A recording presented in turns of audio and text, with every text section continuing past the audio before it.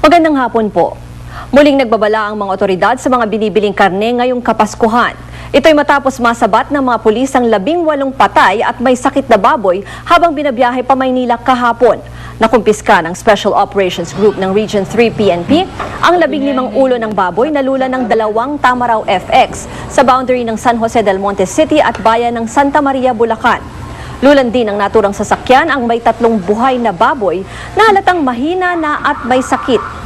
Arestado ang 2 sakay ng naturang Tamaraw FX na walang maipakitang mga papeles. Ayon sa operatiba, modus operandi ng mga suspect na kinukuha sa farm ang mga patay na baboy at ibabiyahe sa Maynila. Depensa naman ng isa sa mga suspect, itinawag lang sa kanya na kunin ang mga baboy sa Bulacan. Pero hindi naman daw niya matandaan kung anong pangalan ng tumawag sa kanya. Hawak na ng National Meat Inspection Service ang mga nakumpiskang botsa para sa tamang paraan ng pagtapon nito. Sa ibang balita naman, nasa Manila Police District pa rin ang mga kuliglig driver na naaresto matapos magprotesta sa harap ng Manila City Hall kahapon. Sa General Assignment Section, nagpalipas ng gabi ang 16 na kuliglig driver matapos sumailalim sa inquest proceedings sa alas 12 kagabi.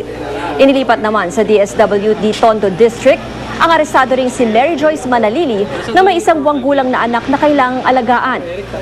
Ayon sa legal counsel ng kuliglig drivers, hindi makatwiran ang ginawang pag-aresto sa kanyang mga kliyente. Hindi naman daw sila ang nagsimula ng gulo. Bukod pa raw sa nabugbog, nawalan pa ng kinabubuhay ang kuliglig drivers dahil na-impound ang kanilang mga motorized pedicab. Dapat nga raw palayain ang mga driver dahil lumipas na ang 12-hour deadline mula nang sila'y maaresto na wala pa rin naisasampang formal na reklamo laban sa kanila. Paliwanag naman ng MPD, hihintayin pa muna nila ang desisyon ng Fiscal's Office bago palayain ang mga kuliglig driver. Mula sa Tahanan ng Katotohanan, ako po si Ruth Cabal.